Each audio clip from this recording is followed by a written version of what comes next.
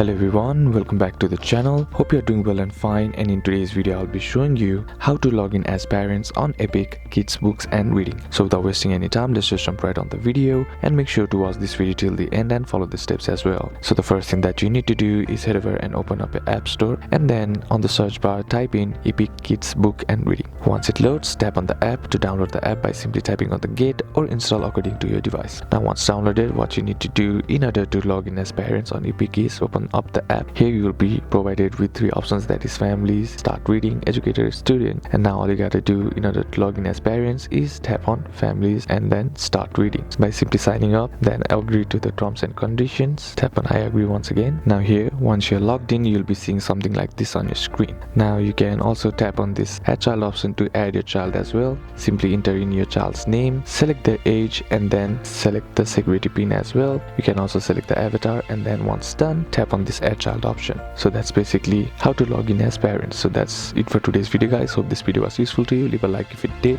comment down below what the next video should be on, consider subbing to the channel. Thanks for watching. Bye bye.